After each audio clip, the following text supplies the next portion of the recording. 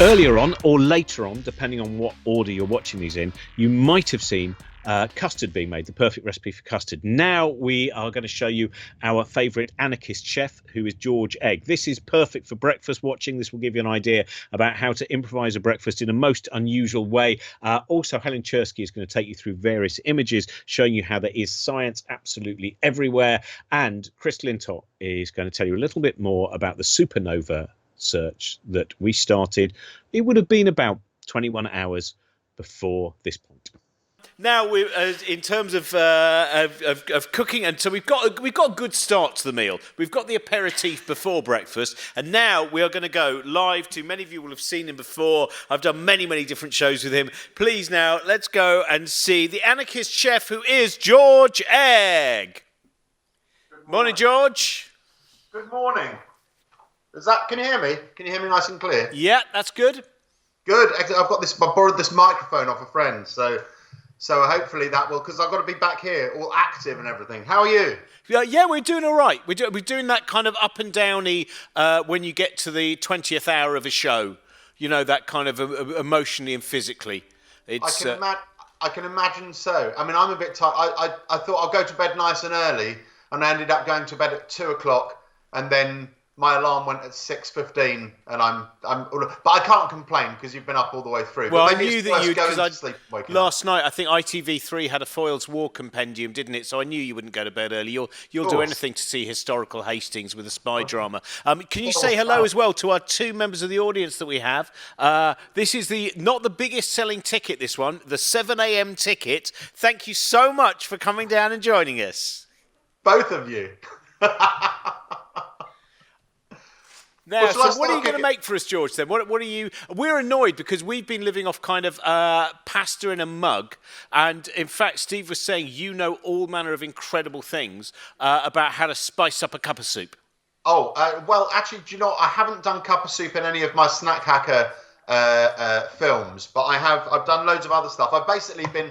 Because I've been locked down and I haven't been able to do live stuff, I've been throwing myself onto the internet and doing these films called Snack Hacker, where I've taken things like pot noodles. I've had guests as well. So I've had Jack Munro, her recipe, which is where you put peanut butter in a pot noodle. Sounds disgusting. It works brilliantly. Bombay Bad Boy pot noodle, peanut butter. I also added crushed sesame snaps and coriander, and it is absolutely divine. Is that with the chicken and mushroom one? Can I check? Sorry? Is that with the chicken and mushroom one?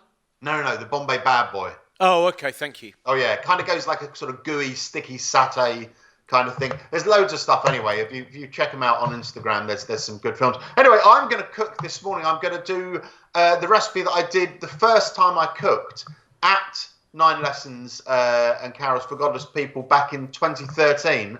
It's the pancakes on irons, because I thought I haven't done that for years. It's a perfect recipe, breakfast recipe. So I'm going to start doing that. Away I go. I've got, by the way, I have got, it's very important, obviously, that you do check your temperature still. I know, Robin, you're doing yours with your forehead thing. I'm into cooking. So the only one I've got is one of these ones that you use for testing meat. You turn it on like that. What you basically have to do is you have to take the big needle, plunge it into the thickest part of the flesh to get the reading. And between you and me, it creates more problems than it solves. Anyway, let's get started. I'm tired, but I'm going to cook. I cook in hotel rooms, essentially. And I know it sounds absurd, but I'm not lying. I've spent the last few years devising ways of making meals using what they unwittingly provide you with. What do you need? You need a can-do attitude. That's what you need. But you also need the equipment. For example, look around any hotel room. You've got a hairdryer. A hairdryer, very good for making popcorn. Yes, set it to cold. It's very good for drying out washed salad leaves. Look in the bathroom. You'll find you've got the ensuite bathroom. You've got a heated towel rail, very good for the dehydration of foraged fruit leathers. I've thought of it all. If you're in a hotel room, you're going to find you've got Bibles, Gideon Bibles. Now, I've stayed in a lot of hotel rooms. I've got 3 here. I've got a couple of irons here as well. A lot of people do say to me, how do you get hold of 2 irons? Basically, what you do is you call down to. Oh dear. Well, that one's. Well, I might not be cooking on irons because I think I've just blown the fuse in that one. I think I'm using slightly too, and it's all gone off. Yeah. Anyway, maybe we can cook something up. Maybe they'll be hot enough to cook on already. They might not be. That's interesting, isn't it? That's the excitement of this kind of thing. You don't know what's going to happen. Anyway, we'll try cooking anyway. I'll tell you what other things I've done. If you look around your hotel room, you'll find you've got a kettle. Okay, now if you've got a kettle, it will be one of these little travel kettles like that. If you've got a kettle that opens the door to you can poach, you can steam, you can blanch, you can do something called Krelst. I would imagine some of you are wondering what Krelst is. Krelst is a word I just made up. You can have fun. You can make. I'm just gonna beat the eggs. Hold on, this will be a bit noisy, so I'll do it just for a second.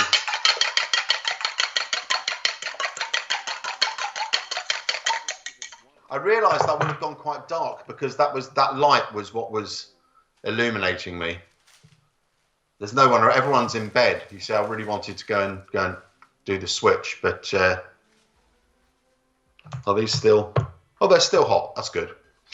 You can make a bain-marie with the kettle. That's good fun. What you do is you get a cereal bowl and you suspend it over the simmering water. It's a very gentle heat. It's very good for making melting chocolate or making a hollandaise or making a curd.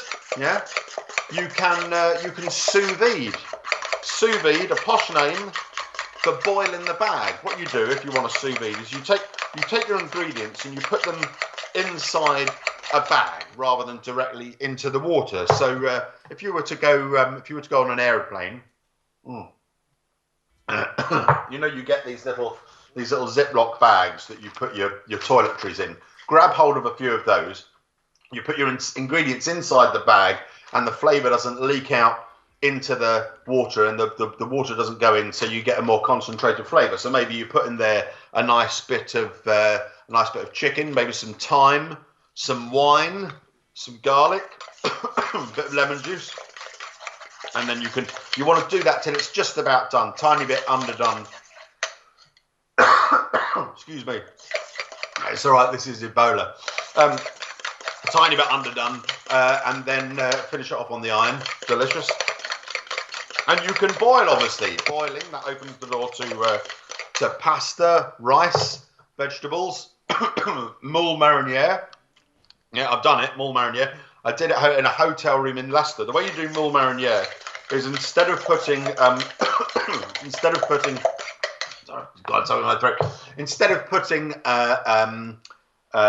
water in the kettle, you put a minibar bottle of wine in there instead, and then what you do is you put the mussels in, you debeard them, throw away any that don't close when you tap them. One of the mussel rules, don't want to get a jippy tummy. And then you have to hold the kettle on and hold the lid down at the same time. It's tremendously dangerous, but then you get moule marinière. And as I say, I did it in a hotel. Afterwards, the room stank. It stank of fish and burning. I was having moule marinière in a hotel room. Now you'll notice these irons are set to linens. I sincerely hope that they're hot enough still.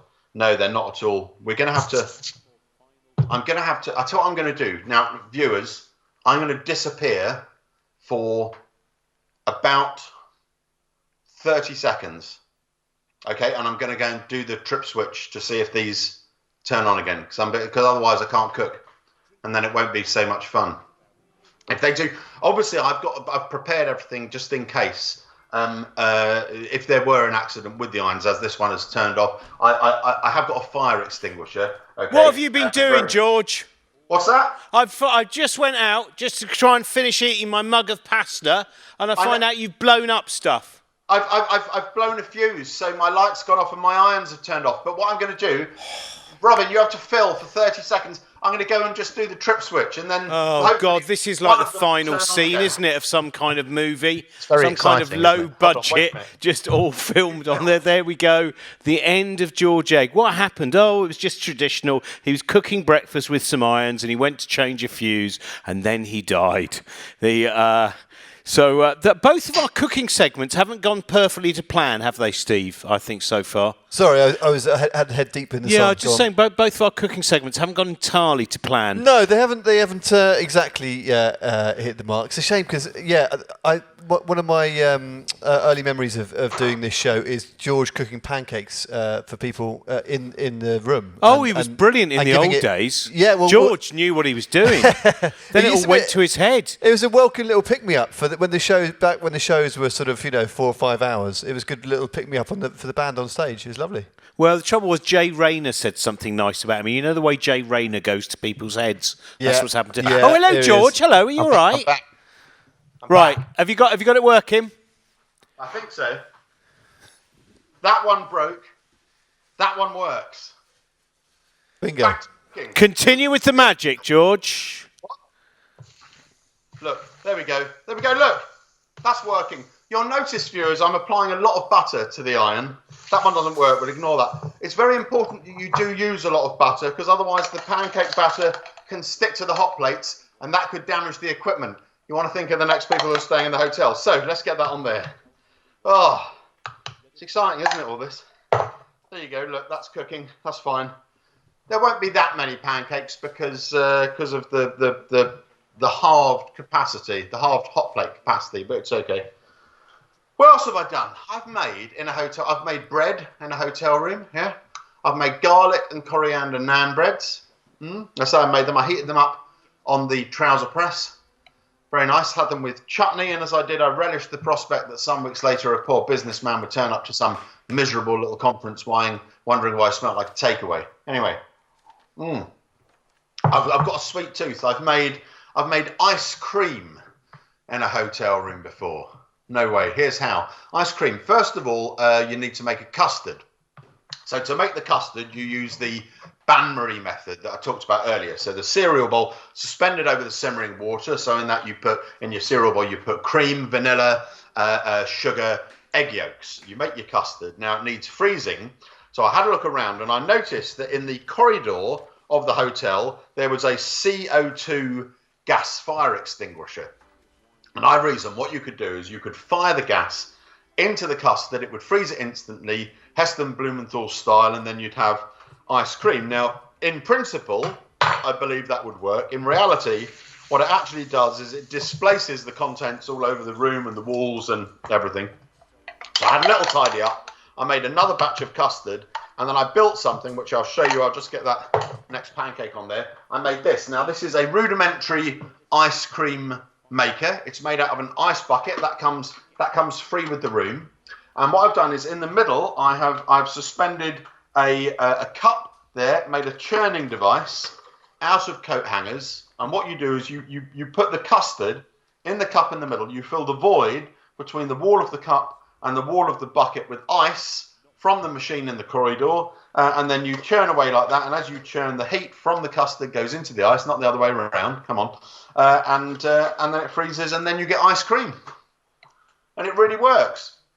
And someone told me at one of the backstage at one of these Robin Ince Christmas shows, scientists explained to me that if you add salt to the ice, it makes it colder, and it really does. And then they explained to me exactly why it does it scientifically, but I wasn't listening.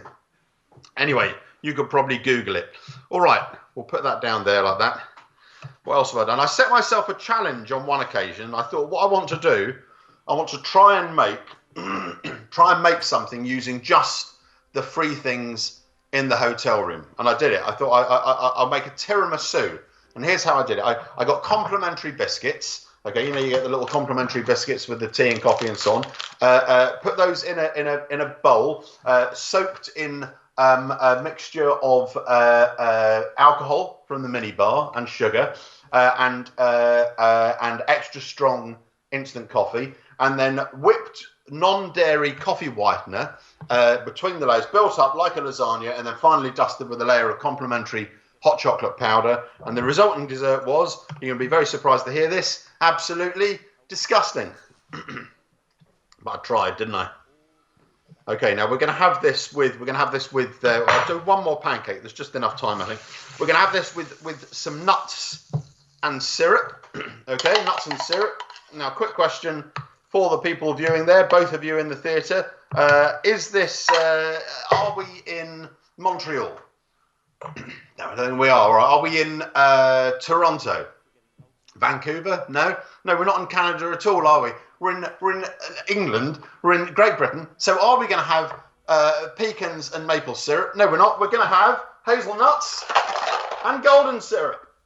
Important to me. And the good thing about the hazelnuts as well, look, is they sit on the steam holes and they don't go anywhere, and they look a bit like birds flying south for the winter, or the red arrows. Either works. So we'll just get those on there like that. Hopefully the residual warmth of that broken iron will heat them up enough. They're not going to be brilliantly toasted, but you know, never mind. We'll just flip this last. I realise some of you won't be completely focused on what I've been talking about for the last few minutes, and I'll tell you why it is. It's because I talked about the free stuff in the hotel room, and then I talked about something that isn't free at all. I know what you're thinking. You're thinking the minibar. That's not free. No, it's not. It can be free though. Here's how. Minibars have on their shelves. How can I explain this? Have you seen the film Raiders of the Lost Ark? I would imagine some of you have. Yeah, you know the beginning when he visits the temple in Peru, and he steals the fertility idol from the booby-trapped prince and the big stone ball. I've lost some of you, haven't I? 1 minute. This idol. Oh, it's a bit heavy. This one here. Yeah. Do you have any idea the trouble I went to for this? I nearly died. Minibars have, they've got the little touch sensitive pads. You take out a bottle of wine, reception is alerted, yeah, when you remove it from the little pad, a big stone ball is released, chases you out of the hotel. No, not really. Reception is alerted and your bill is charged accordingly. All you need to do, like Indiana Jones, when you remove the bottle of wine or whatever you want to pinch, you replace it immediately with something of equivalent weight, like a tiny shampoo or a shower gel, and then you've got free booze. There's another type of hotel whose minibars operate on something called the honesty system, so that's easy to get around as well. Okay, I've got another one of these Gideon Bibles here. The nuts are toasted enough.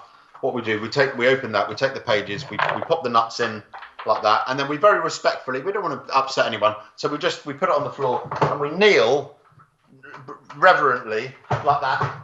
And as we kneel on the Bible, we crush the nuts to perfection. There we go. Look at that, beautifully crushed. And then we'll sprinkle those on top of the pancakes. I was going to do this with some bacon, but I don't think there's time. I put some bacon on there, and we'll see if it cooks in time anyway. There's a couple of little bits. This is homemade bacon, home cured. Not bad, is it? If you look at my Instagram, you'll learn how to do that. And all of this. They're lessons, essentially.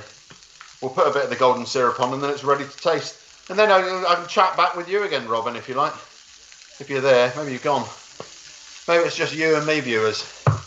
I was telling you about if there was going to be any problems with fire. I've got a fire extinguisher here, just in case. In much the same way that when you where are my tongs? When we first moved into our house many years ago, we were burgled 3 times in 1 year. Horrible experience. Wouldn't wish it upon anyone. And then someone told us about something you can do to deter burglaries. What you do is you put on the outside of your house what looks like a fire, a burglar alarm. I've ruined the joke now, haven't I? A burglar alarm. But it's an empty box. There's nothing inside it at all. So we've got one of those. We put it on the outside of the house, never burgled again. But as I say, a bit concerned about fires. So I've got my fire extinguisher here, but it's not. It's a dummy one. It's empty. But by that measure, that should deter fires. You can tell it's not a real fire extinguisher because on the back someone's written, "I'm leaving you." So there you go. Anyway, look, my breakfast is ready, Robin. I'm cooking a bit beautiful. of bacon. I know you're vegetarian, so the bacon can be for me, but I'll bring this up here. Hopefully the light will be bright enough. I'll move the big light there. Look at that. That looks fantastic. Not bad.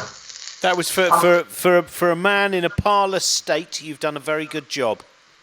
Well, that's with one iron. I mean, it would be impressive enough with 2 irons, but considering one of them broke and I've still managed, it's not bad. I think they look better on one iron. I think that the fact that you've had those kind of shortcomings has ultimately led the real chef in you to come to the fore. So thank you very much, George Egg. And as you mentioned before, things like your recipe cards and all the stuff that you've been doing during lockdown as well. It's fantastic. So thank you very much. Let's have a round of applause from both of our audience for George Egg. Hurrah! Hurrah to you all. Thanks, George. That's great. I think we're going to go straight over to Ginny now. Hello. Hi, Ginny. How are you doing? I'm all right, thanks. How are you doing? Right, well, we had to resort to the other Bop It, which has so far been 48, 23, no, 58, 52, 28, 43. My temperature at 5 a.m. was 35.4. At 6 a.m. it was 36.6, and then it's gone back to 35.6. Okay, I'm trying to put this into a spreadsheet as you say it. Okay, I'll do that. So Bop It. But yeah, this is kind of, I would say, what time did we change Bop It? This was again about a 5 a.m. thing. I think I've got it in the spreadsheet at 5:40. You changed Bop It, and then at 7 o'clock you got a 23. Yeah, and then I did another one which was then a 48. Still at 7 o'clock. A little bit afterwards. Okay. So, I mean, this is kind of a classic example of how not to run a science experiment. Yeah, that's what we're trying to do. It's people learn much better by seeing the worst rather than the best. Public health information films were never about a bloke going, "I'm not going to go and collect the frisbee from that power station." Yeah, so I mean, kind of the basic premise of science is you have to only change one thing and keep everything else the same.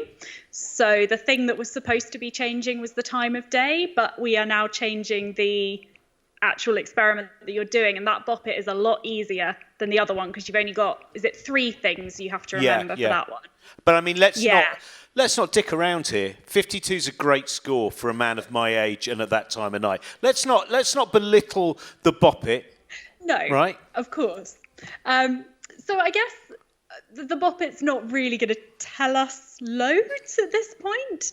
But what I'm really interested is, how have you felt whilst doing it? Have you noticed changes throughout the night, and what kinds of changes have you noticed? Not really, in no. yourself, your really, mental nothing state? much. No? It's been a lot more internal than that. It's just a general feeling now of physical sickness. But I mean, mentally, I feel as alive as I've ever done. Interesting. So, I mean, I'm not entirely surprised, considering your insomnia, and you're quite used to weird times of day and travelling and performing late and all of those kinds of things. I did have a message from Trent at about 3-4 a.m. saying that backstage they'd reached the grumpy phase. So it is obviously affecting some people, and that is one of the things that actually they've done. This is one of the things that makes studying sleep quite difficult, because you can get people into a lab and get them to do an experiment every few hours for one night, but people are a bit difficult to work with, and they'll tend to, it's not an easy thing to ask someone to do something every 2 hours for an entire 24 hours. And you can't ever ask them to do it for longer than that. So we have evidence about sleep deprivation from missing one night's sleep, or maybe from getting people to only sleep 5 hours a night for a few nights. But kind of ethics won't let us do the really long-term studies. So working out what long-term sleep deprivation does is a lot harder. But I found one really interesting study that they were looking at anxiety, and they found that after just one night of sleep deprivation, people's anxiety levels increased so much that people who didn't previously qualify for clinical anxiety disorders did after one night of losing sleep. And they actually scanned their brains as well, and they found that they had more activity in their amygdala, which is the kind of reactive emotional bits of their brain, and less activity in the prefrontal cortex behind the forehead, in the part that normally connects to the amygdala and kind of dampens it down. So one of the things we do know is that sleep makes it harder for you to sort of damp down those reactions, those emotions, those things where maybe when you were well rested, you might have thought, oh God, Robin's being a bit annoying, but you'd have been able to say, I don't need to tell him that right now. At 3 a.m, perhaps Trent's prefrontal cortex wasn't working quite so well at quashing those feelings of irritability, and that's why he felt a bit more grumpy. No, it's innate. You're making me worry, Ginny, about having to sit next to him, because if Robin is now in this state where, although to be honest, he looks like he's... I can't be bothered now. I'm fine. Even if I wanted to lash out, well, I wouldn't manage it. Okay, noted. I've got. All I can do is throw at you a glass of Kahlua and gin. Oh, that'll slow me down. Well, it'll be interesting. You'll throw first of all. You throw the gin. Oh, he got through that. Then you obviously throw the Baileys. Oh, he's still getting through the Baileys. Oh, the Kahlua stopped him. At last, the experiment worked. It is. I think now I would definitely say the stage I'm at is I was saying this about Steve. You know when you hit that point where you go, actually I'm fine. No, I'm not. And it's the speed in which you go, I fully recovered. No, I haven't. I feel physically ill. No, I'm all right. No, you're not. I hit that point about half an hour ago, and I'm trying to work on this track, and I've literally been working on one bar of this track for about 45 minutes, just going round and not achieving anything at all. Yeah, I think that's the stage we've now. It's a kind of it's reached malaise stage. Yeah, I was totally fine up to then. I was like, yeah, I'm fine. They can just push them through it, and then you just. It's a kind of wall that you hit, and nothing is possible. I'm honestly impressed that you can still both construct sentences. Genuinely. Well, there are some interviews that I'm getting worried about now. I mean, there was a point like neuroscience with David Eagleman at 5:20. That was okay. I've only been doing an 18-hour show, but if there's anything now that involves physics, which isn't just me reading out audiences' questions, I'm done for now. I think I could still do biology. That's why I'm here on my 6 hours sleep, because suddenly, you're fine. You're How much do you normally sleep for then?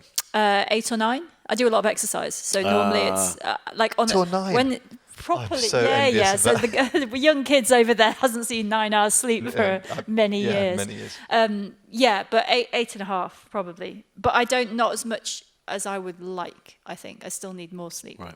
But I am like a bear with a sore head if I don't sleep. That was my dad's phrase, and I think you see bits of your parents in yourself, and you're like, yeah, that'll be me, bear with a sore head if I haven't had enough sleep. I can do anything if I get enough sleep. And if I don't, then I'm not much fun. Is it right, Ginny? I've read in the past, and obviously these things are changing all the time in terms of our understanding, but I've read that basically 7 hours is fine, but once we go below 7 is when we start to see possible long-term effects of from not sleeping enough. Yeah, so it seems like on average, most people need between 7 and 9 hours sleep. And if we look at a population level, people who get less than 7, but also people who get more than 9, tend to be less healthy in the long run. Of course, we don't know what's cause and effect. So it might be that people who are less healthy to start with, therefore sleep more. So it might not be that sleeping too much is bad for you. It might be that if you're unwell, you sleep more, and that's kind of distorting that end of things. But yeah, it seems to be between 7 and 9. There are a few people who are actually okay on 5 to 6 hours sleep.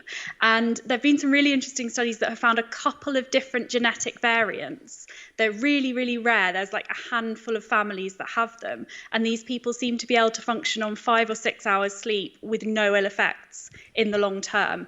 But I think I looked up the likelihood, and you are far more likely to get hit by lightning than to have one of those genetic variants. So why people who think why they hasn't that have one- spread as an evolutionary advantage throughout I mean, that must come with a downside, right? Because otherwise that gene would be everywhere and we'd all be fine on 5 hours sleep.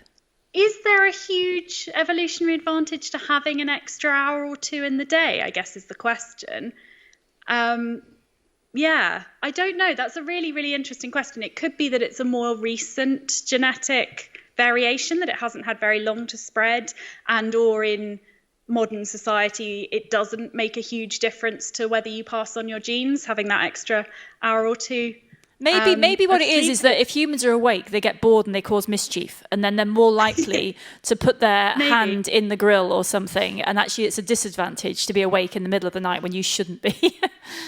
Well, we don't actually know the evolutionary basis for sleep in the first place. Like why it evolved at all is still a bit of a mystery. There's lots of different theories, and one of them is that simple: if you're lying still and quiet in the dark, you're less likely to get injured than if you're up and gallivanting around in the dark.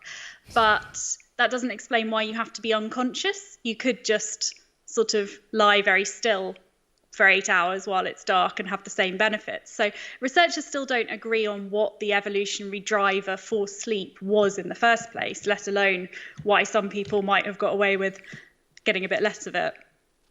Oh, well, thanks very much, Ginny. I will do this useless bop it waste of time experiment. I will continue to do that throughout the day. It will Do be not interesting worry. to see if you do continue getting better now you're on this new one as your body clock kind of wakes up again. So if we see a sharp increase in the next couple of hours, that might Well, I will be continue to something play interesting. it. Don't you worry. I'm going to be a professional Wonderful. Bop It player by the end of this. Thank you very much, Ginny. We'll see you before the See you end. And later. we're now going to go straight over to someone else who set up at the beginning of the day. Now, whatever is it? Now it's nearly 20 hours ago now. Set up at the beginning of the day a little bit of, a search, the Zooniverse, this beautiful thing, which is lots of just members of the public getting involved in scientific research, being sometimes the eyes of scientists. Chris Lintott, how are you? I'm good, thank you. How are you doing? It's like Great. talking to you as per normal, but slightly slower. Yeah. So tell us, what have you found out? Have we had any positive results? Yes, well, we're getting there. So the main first thing is we hit our target. So the viewers came onto the Zooniverse site and they sorted through 100,000 candidate supernovae. And we found some interesting things. I'm looking at a list on my screen of 26 possible supernovae, which we've announced to the astronomical world, each of them with the names of the viewers who helped us find them next to them. But let me show you a couple of exciting things and then tell you where we are right now. So hopefully there should be a slide we can pull up, which will show you a nice picture of or 3 pictures of a spiral I think we've galaxy. got that up. We can see that. So this is what people were looking to. The one in the middle is a reference image. That's from about a year and a half ago. The one on the left was an image that was taken by our Pan-STARRS telescope just in the last couple of days. You can see in the green crosshairs, there's a new star there.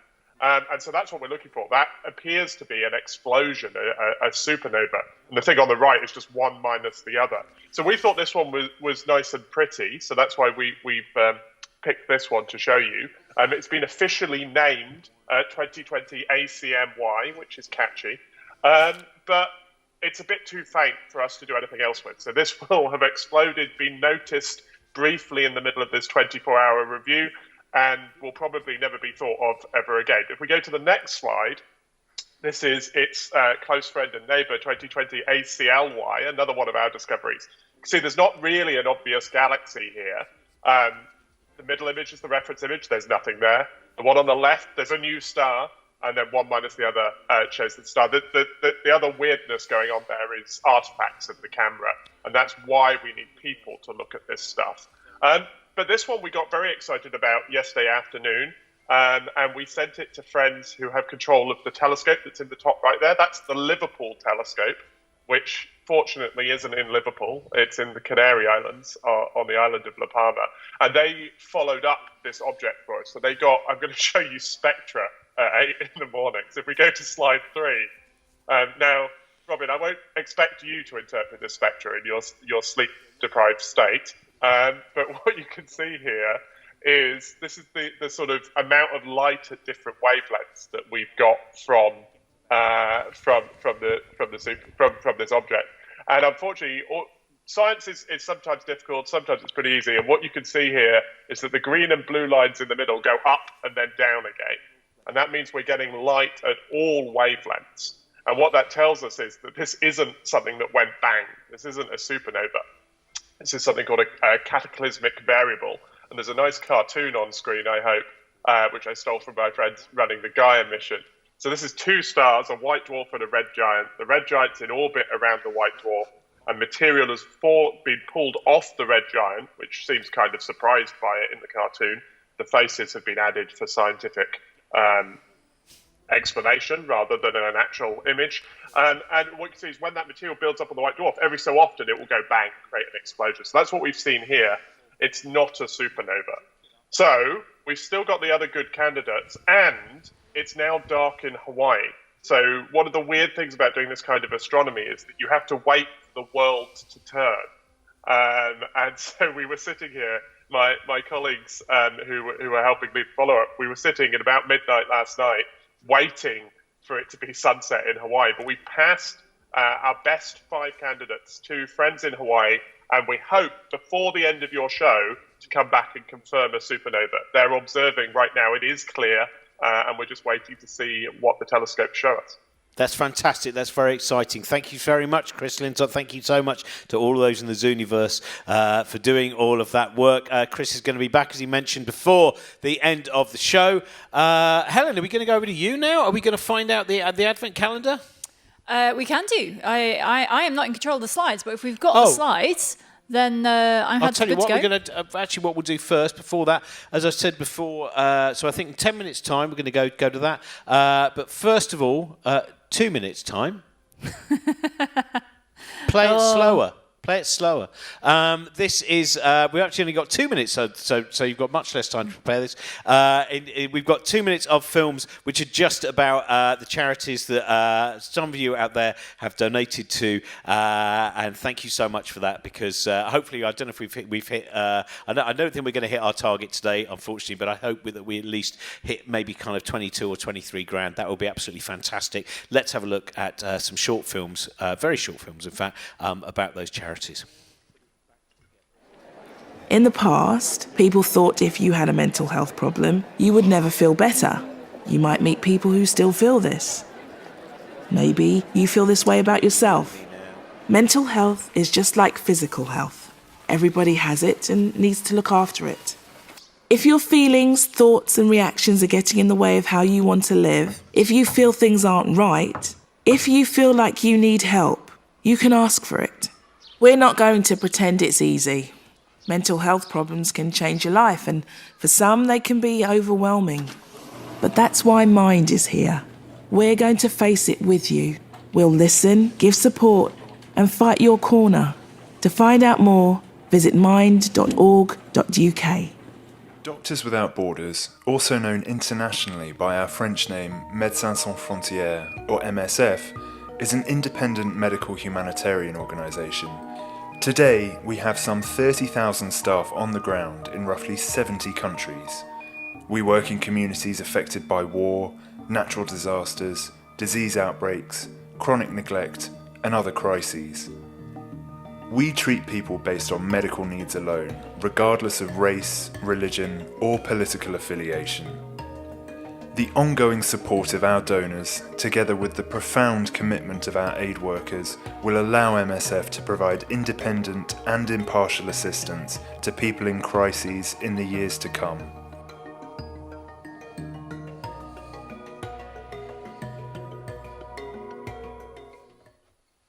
And also, I should mention, of course, the other charities turn to us, and also the King's Place musical charity. Now it's the time for the Advent calendar. So you've chosen 24 images? So what's going on is, to explain to anyone who's just woken up and is a bit bleary-eyed, we put out a request yesterday for people to send in pictures of their day, because I've got this bee in my bonnet about there being science in all aspects of everyday life that people don't see. So people sent in us their pictures of everyday life. Now, I have not seen a single one of these. And the idea is that what I'm going to do is be shown them cold. I assume I'll be able to see them on the screen. Up here? Yeah. And I'm going to find a bit of everyday science in each one. And basically, this is the test. So this is a life's work, claiming that this is true. And I might be defeated by 24 photos at King's Place at 8 a.m. in the morning. So I guess we've got... Shall I just get going? We've got a photo. Go for it. Okay. So I can't actually see. I might have to stand up in order to see what's going on here, to see the pictures. Can I stand up? There's a nice picture of my jeans there. Okay, we've got a bird bath, right. So we've got snow. Okay, so let's talk about why snow is white, because this is really cool, because water isn't white. But the reason that looks like snow and frost to me, the reason that looks white is that basically solid water breaks up incoming light rays. So it doesn't take any away, it doesn't change them, but what it does is it moves them around a bit. So white light comes in from the sun, it gets bent, refracted, reflected off these tiny little crystals of ice, and it comes back out, but it comes back out in a confused state. So the light that goes in is the same that the light comes out, and that's why snow looks white. Even if you make snow with water that is dyed red, it will still look white. So that's my bit of everyday science for that one. Next one. So this looks to me like, these are very beautiful swirls. I'm going to cheat ever so slightly and interpret them as breaking waves, because that's my kind of, let's see what else we got. Okay, so breaking waves, bubbles, they help the ocean breathe. We've got a lovely fire here. And so this one, you can see that the flames go upwards. So what happens here is there's a buoyancy thing going on. So flames will heat the air above them. That warm air will rise up, colder air will come in, will sink in, come in from down the side, and you get this column, this rotate. So whenever you have a fire, the reason the flames are rising up, the thing you can't see is that around them there's this kind of air engine. There's rising warm air in the middle, and cooler air coming in from the outside. So that's what fire's doing. That's why flames go up. This one's got Robin on it. Let's look at, so we've got bookshelves, carpets, some kind of, I like the footstool that's a cow of some sort. Do I know any cow physics? Don't think I know any cow physics. Flat screen TVs. So I don't know a lot about flat screen TVs, actually. It's because it's hard to get them to tell you what's actually going on. So I think what I'm going to pick in that is the books. So there's a game you can play with books. It's actually better with phone books. It's more impressive with phone books, but you can do it with a book. Don't do this with your favourite books. But if you're bored, you get 2 paperback books, clamp the spines, but interleave every page of the book. So if you lay them kind of almost next to each other, you put down page 1 of this book and page 1 of that book and page 2 of that book and page 2 of that, and you go through all the pages and you interleave them all the way through the book. What you can then do, if you hold them together just a little, just to stop the pages falling apart, is if you turn them on end, you can hang something from the spine of the first book. So you hang up, so you've got some kind of string, you've got a book spine hanging from the ceiling with all the pages of that book hanging down, interleaved with them are the pages of the other book, and there's something on the end. The weight that will bear is considerable. If you do that with phone books, you can hang a person off it easily. And the reason that works is that there's so much friction between all those areas of the pages basically you can hold a person up even though there's nothing there. So books, you can do that with a book, so that's that one. Someone was always going to put a cat. So let's do cats, how they land. Let's see how they land on their feet. Because it is generally true. There's this horrifying statistic that this is not an experiment anyone should try at home. That if you drop it, there was a study done by the New York Fire Board, or the vets or someone, keeping an eye on cat injuries, and they found if a cat fell from 1 or 2 stories, it probably didn't do very well. If a cat fell from higher than that, it was fine, basically, and if it fell from very high, things weren't good. But the point is, if you give a cat long enough in the air, it can rotate itself around to land on its feet. Now, you might ask, how is that possible? Because, conservation of angular momentum means that you're not supposed to be able to just turn. So what a cat does is really interesting. It kind of stretches itself out, and basically it does a hula hoop shape with its tummy. So it makes its tummy rotate one way by doing basically a hula hoop thing, and its legs as a consequence, have to rotate the other way. So by using the flexibility of its body, it gives itself some angular momentum one way, which has to be balanced out by the cat getting some angular momentum the other way, and then it can turn over and fall on its feet. So that's how cats turn on their feet. That one doesn't look very impressed with this idea. We have to do the toast falling butter side down. Right. So the game with this is that, well, the people sending in these pictures, well done, by the way. We could do the Maillard reaction, but we're not going to do new toast falling butter side down. So it is true that if you drop toast off a table, it does tend to fall butter side down. It is nothing to do with the mass of the butter, or jam or marmalade or whatever else you put on your toast. The reason toast falls butter side down is that if you bring a piece of toast to the edge of a table and it's just kind of sitting there and then it falls over, what happens is it doesn't just fall down. As it's on the edge of the table tilting, gravity is pulling down one side of it, and so the toast starts to rotate. And it just so happens that the speed of rotation that you get from gravity just pulling on a piece of toast as it falls is the right speed that if you drop the distance from a table to the floor, it goes 1/2 turn. That doesn't have to be true. It just happens to be true in our universe. So the reason toast falls butter side down is just a coincidence to do with the height of the table and the strength of gravity. Oh, someone's saying hello. So I've got a human to choose from. What should we choose with the human? I think I'm going to choose the eye.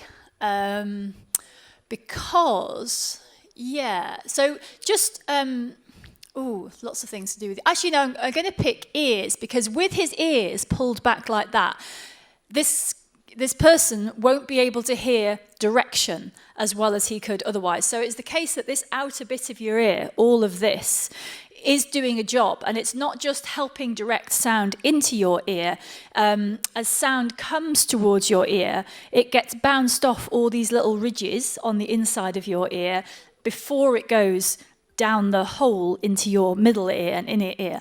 And actually your ears don't match. You can show this if you want to. If you take a picture of both of your ears, you will find your ears don't match. But your brain has got used to the effect of that shape on the sound that it hears. And what it's doing is helping you discover direction. So if sound comes from this way into all those little wrinkly bits, or it comes from the front into little wrinkly bits, especially from up and down, it will get affected differently. So your brain knows what it does. It knows that if the sound's a little bit like this, it means it came from higher up, and a little bit like this, it came from lower down. So this guy here, with his ears hidden underneath the hat and pinned back, will struggle to hear what height something, if he closed his eyes and someone clapped at him, he would find it a lot harder to tell what height that came from it. So if you take away the impact of all of those little wrinkles, that's part of how you can hear whether something is high up or low down. So that's the hat. This is a good photo. This is some kind of, is that like some food stuff, in like packaged cheese of some sort?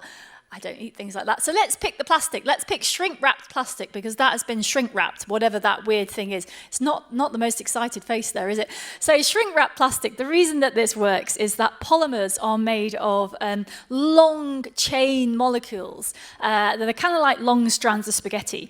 And what you can do when you make a film is warm it up a little bit, the strands start to be able to move over each other, that stretches out, and then when you cool it down, they lose the ability to move, but there's still tension. They're kind of a bit more stretched out than they'd like to be. So the way that shrink wrapping works is you get a polymer that has these long strands. They're all they're relaxed. That's genuinely a scientific term in this context. You heat it up a little bit, you pull it apart, you put a little bit of tension in it, but then you cool it down so the polymer strands can't move. So then what happens is you sell that, you take it to someone who wants to shrink wrap things. They provide a little bit of heat, and all those molecules go, oh, well, I can move to relieve the tension now. It's like an elastic band. After it's been stretched, coming back together, so they relax to a smaller shape, and that is what shrink wraps your weird plastic thing. A poinsettia we have, and a candle and a cat. Cats are very popular today. But let's pick the windows in this image, because windows are, everyone takes it for granted that windows are transparent, right? They don't have to be. Like, there's this weird thing, right? Ceramic concrete isn't transparent. The chairs behind me aren't transparent, but glass is transparent. And there's no fundamental difference between these things, right? The only reason that glass is transparent and other materials aren't is a quirk of basically electron levels inside those materials. It's just that light gets absorbed by some, and it happens not to get absorbed by glass, partly because it has an amorphous structure. So it's not a regular crystalline structure with the atoms all lined up like soldiers. It's much more free-flowing. There's no fixed positions of the atoms. So light doesn't get absorbed by that structure. So it's really interesting that we kind of prize glass as this very special thing. And actually, it's just a quirk. It's not any less strong. It is often brittle. But it's weird, I think, that we treat it differently when really it's just kind of an electronic coincidence, an electron coincidence, that it happens to be transparent when the atoms are in that state. So when people look at glass, there's those places where there's a glass floor, like Tower Bridge or the CN Tower in Toronto, and they don't like standing on the glass floor. The glass floor is perfectly capable of keeping them up. We could make lots of things out of transparent material. We just choose not to. We have a very tall plant. It looks like it's searching for the sunlight, isn't it, and not doing very well. So let's use this to talk about how the two types of material in plants. So there's woody material and there are cells, and there are kind of normal plant cells that aren't woody. And this one must have woody material in it because it hasn't wilted. So basically, when your plants... it's either a hot day or you've just been busy, you haven't watered your plant, and it wilts. And the reason it wilts is that those cells are basically puffed up with hydrostatic pressure. So they have water pressure inside them that's basically like a water balloon. It's pushing them outwards. And you imagine if you built a structure out of water balloons, then you could make it quite a solid structure. But if you then let a little bit of water out of those balloons, they would start to go... They'd lose their structural integrity, they'd flop around, and basically you can't hold a building up with bricks that are, they're basically floppy, so you need to keep the pressure in them really, really high. So mostly plants, what you need to do is you water them, and they basically pump that water into their cells, and they puff up, and they make these really solid little bricks, and that's what plants built. But then obviously there's a limit on that, so trees have to have woody material, they have to have cellulose around the outside that gives them a firm structure, so that's why a tree stays standing and doesn't wilt, even when it's lost, when it's dehydrated. So our plant there had woody tissue, which could hold it up even when the plant was dehydrated. Right, so we've got another one, which is house and puddles. I quite like puddles. Let's do bubbles on puddles. So although there is a nice reflection, I quite like the reflection, but let's do the bubbles on puddles instead. So when it's raining and you see bubbles kind of hanging around on puddles, it's actually really hard to recreate that in the lab. So you only get bubbles on puddles. That's a really hard thing to say at this time in the morning. In a very specific case. So what happens is that you need a raindrop of the right size. The raindrop falls on the puddle. It basically makes a hollow kind of pit, and then the sides of the pit splash up on either side, and then because surface tension pulls water together, they actually join up over the top. So the raindrop falls in, it forces a hole in the water, the splash comes around and joins together, and that's why you get bubbles in puddles when it rains. A bottle opener, iron steel, it looks like cast iron. Let's see, is there something about cast iron? Well, iron's interesting just because it's the ultimate, the place where all other atoms end up. So you can, if you are thinking about nuclear fusion, you can start with hydrogen and join those together to get helium, and then add bits on and you get lithium, and you kind of make bigger and bigger and bigger elements.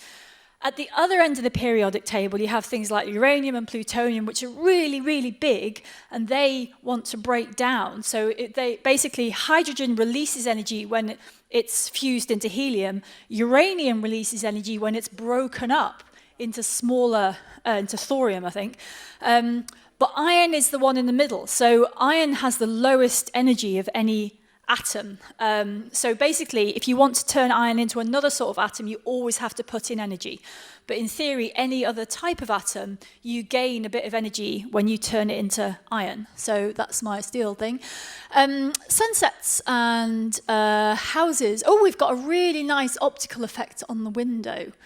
But let's talk about the sunset. So if we look at the sunset here, you can see the sun is on the other side of the sea, and you can see that there's a yellow line coming across the sea towards the camera. And what you can see from this image is that water is super, super flat. So that line there, so from the sun, the line that comes across the water, that's called a glitter path. And if the waves are really bumpy, the glitter path gets wider because you've got light being bumped from various angles directly into the camera lens from a wider range. But if it's really narrow, it's basically a perfect reflection, and it only happens when the water's really smooth. So you can actually use the width of a glitter path to measure how rough the sea is. And you see this on images where the glitter path gets wide and then gets narrow again. That means it's really rough in the middle, and it's smoother where the glitter path is thinner. So that was a really smooth piece of water. It looks like someone has put Christmas lights in a vase here. And there's some I really like these paper stars are super cool. Well, let's talk about Christmas lights, LEDs. So LEDs are interesting because they are light-emitting diodes, and a diode is a type of electronic component which only works if you put a voltage across it in one direction. So sometimes if you're messing about with things like LED light bulbs, you will find that you put power through and nothing happens, but if you reverse the terminals, then suddenly everything starts working again, and that's because a diode has a structure, the way it allows electrons to move through it, that basically only works in one direction. So those are really useful in controlling electric circuits. So whenever you see an LED, that light-emitting diode fundamentally is a diode that has a kind of one-sided relationship with electronic voltages and currents. There's some lovely patterns here, with one missing at the bottom, one very tantalizingly missing down there. Okay, so let's think about the colors and where the dyes came from, because we just assume in the modern world that color, you open it, you can buy a cheap paint box, you get all the colors of the rainbow. And like we can see here, you can just buy wool that comes in loads and loads of different colors. But if you have a think about where those colors come from, it's actually really hard. So really comprehensive sets of dye were unusual in history. That's why some of the great painters of the past, you get these very famous paintings with enormous blue robes. And the reason they've got blue robes is nothing to do with art. It's because blue was a fantastically expensive pigment. And if you could make things with that pigment, it showed how rich you were. So it's basically a status symbol. And what happened was that early chemical companies discovered synthetic dyes. And so suddenly, in the late 1800s and early 1900s, these synthetic dyes came along. Companies like BASF got going on this. And suddenly, you could synthetically produce a whole range of dyes, ways of absorbing light, which had been rare in nature. And it basically opened up new colors. And that's what allows the cheap world of color that we have today. Raisins. Raisin and what's that? Is it a thermometer? So it looks like a table mat and a little box of raisins and a glass thing that I don't know about. But let's talk about raisins because I'm trying to work out what that glass, I'm kind of intrigued by the glass thing. So raisins, this one's an easy one. As anyone who has spent any time listening to me will know, one of my favourite things to do if you have any kind of fizzy drink is get some raisins and drop them into it, because if you raisins have wrinkles, which means that when you drop them into the whatever liquid it is, you get in the little V shape, there's little bits of air left behind. that gets carried down, and that tiny little bubble that's already inside the raisin is a really good place for a new bubble to grow. So if you drop a raisin in a fizzy drink, I encourage everyone to try this. It will grow itself a little life jacket, because gas that was in the liquid and wants to come out of solution will initiate in those little bubble niches, and it will grow bigger and bigger and bigger until the raisin has grown a life jacket, and then it will float. So definitely play with your raisins. Good. You know what, I have to admire the Cosmic Shambles audience sending in these photographs. You have done extremely well. It's a nativity, is it? No, there's sort of people represented behind. So let's look at the wood. So I think what we can see behind is the grain of the wood. So those look like maybe birch trees that have bits carved away. So what we can see, if you look at the bottom of the tree at the back, you can see that in that birch wood, you can see the rings of the tree, right, with the bark around the outside. And the interesting thing about that is that, so first of all, the wood in the middle is dead. The actual living biomass of a tree is basically on the outsides. The middle is just the structure holding it all up. It's the stuff on the outside. So actually, your actual tree, the live bits are very small. But the interesting thing about the wood is that so basically it's like loads of little tubes that grow round and round and round each other, and the bark is also porous. So it's also got holes like the fruit. For those of you who are watching at 7 a.m., it's got holes that the air can diffuse through to get to the living bits of the tree. So the tree rings are interesting because they're structurally different along the grain and across the grain, but that middle bit is dead, and it's just holding up. It's just a really heavy anchor for all the outside bits of the tree. This is a cat that has turned its back on me. This cat does not want to know what's going on. It's not impressed, is it? So let's think about fur. Should we do fur? Cats' noses are a bit weird, but maybe we should do fur. So fur is, and actually what's nice about this is it's got both real fur on the cat and some fake fur on the thing around it. So hairs, let's use the fur to get into hair. So hairs are just little strands of protein. They're really thin, about 100 microns in diameter. It does vary quite a lot. But actually, one of the things a lot of the things we know about how fur moves, the biologists don't study that stuff. Biologists have no interest in how fur moves. But there are lots of journal articles on how fur moves and how fur works now, just because of the CGI industry. So it used to be the case, early CGI, they could kind of get houses and trees right, and very crude people, but it was anything that was fur or water, hair or water, just looked awful. And actually, if you look in the literature now, they went and did the science to understand how hair and fur move, purely in order to make better CGI. So the science and the biology got better purely in order to feed the CGI industry. So that's my fur. We've got some satsumas and a nice green plate. And I think that... So I'm trying not to do all that. I'm trying not to repeat the ones I've done before. Because obviously what I really want to talk about is whether or not they sink or float. So what this reminds me of, actually, I'm going to cheat a tiny bit on this one and move slightly sideways to the idea of oranges being very, very orange on a green tree. So they're super easy for humans to see, but the reason they're super easy to see is that we don't have red-green color blindness, most of us. So humans, and this has evolved several times, I think, in human history, but in primate history. But so most animals, dogs and cats and most of the things around it, they have two types of cone in their eye. So they can distinguish blue from red and green together. And primates, several times over, and a few other species have evolved a third type of cone to tell the difference between red and green. And it's thought that one of the evolutionary advantages of this only one of them, is to be able to find ripe fruit. So finding a nice bright orange on a green tree super easily, because it really shines out, is something you can only do because you're not red-green colourblind, unless you are, in which case you need someone else to help you find the oranges. And on that note, I think it's marmosets, which are New World monkeys, have populations which are pretty much stable at 2/3 colour, 3-colour vision, and 1/3 bicolour vision, and it's because it seems to be, and they live in troops, and it seems to be that the ones that can have colour vision are better at finding fruit, but the ones that only have less colour vision are better at spotting things moving that are camouflaged because they see patterns better.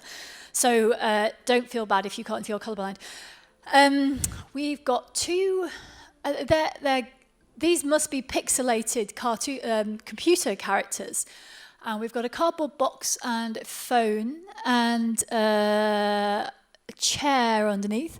So we've done plastic film. So let's have a think about is this on pixels? Oh, this one might. Well, let's have a look at the cardboard instead. So cardboard.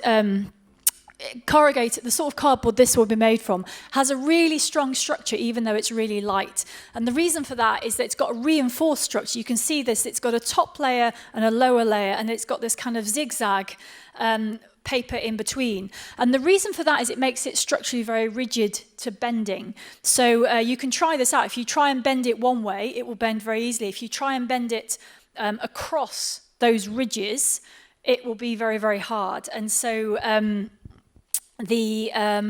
and basically the reason for that is that the two bits on either side are a long way from the center. So it's kind of like an I-beam where the structural bits are held a long way from the bending axis, and that makes it stronger. So the cardboard, sort of cardboard you get packages in every day is really structurally interesting. You don't get cardboard packages that are really made of just thin cardboard like you'd buy in an art shop. They always have this reinforced structure which is really strong even though it's really light. Oh, we have a kid who doesn't want to be here. Look at that face. I hope he's having a better day now.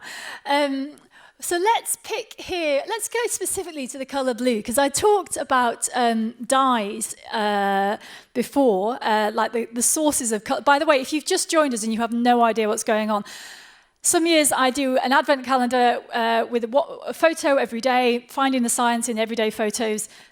This year, everything's different. Trent's made me do the whole thing in 24 minutes, so I've no idea what number we're up to, but this is me doing an advent calendar. So for this photo, the bit of physics in this is, I'm going to talk about the colour blue, specifically because of the one pigment that makes that super royal blue colour was originally lapis lazuli. That was the source, which was a very rare rock in Afghanistan, and you know, it came out of the mountains and rivers, and the locals described it as the sky running down the river.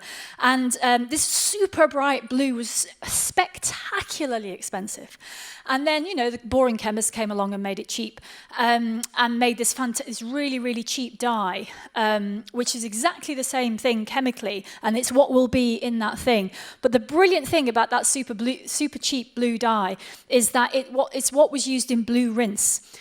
So certainly you know, perhaps 50 years ago, people's hair when they got older, instead of going white, would go slightly yellowish.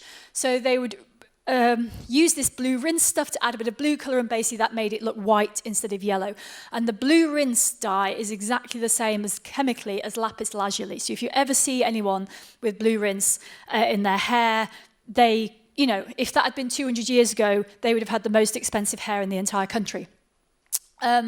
We have a linear R7 118 millimeter light bulb. Is that a light bulb? I think it might be a light bulb from Sainsbury's Home. I think it must be a light bulb because lumens are light bulbs. So let's talk about a standard candle, right? So there's a measure here, 1,521 lumens.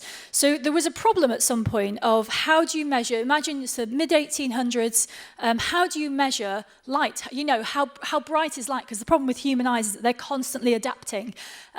So, you know, we open up our pupils, if it's dark, we close them down, if it's bright, we can't tell how bright anything is. But someone came along with the standard candle. And the standard candle exists. It's in the National Physical Laboratory. There is one standard candle. And of course, the whole problem with this whole idea is that you can't burn the standard candle to find out how bright it is, because then you wouldn't have a standard candle anymore. Anyway, it's made of whale oil. So it is, sadly, in the era where whale oil was used for lamps, that was very common. But anyway, so lumens, the first measure of brightness that was standardized is the standard candle, and it was a candle made of whale oil that can never be burnt, and it still exists. I've seen the picture. This is a cute little thing. Is this the 24th one? Well done if you've lasted with me through any of this, by the way. So this one, I'm going to talk about the size of the eye, because eyes are these were the things that people argued about. Darwin came across, how can the eye possibly evolve?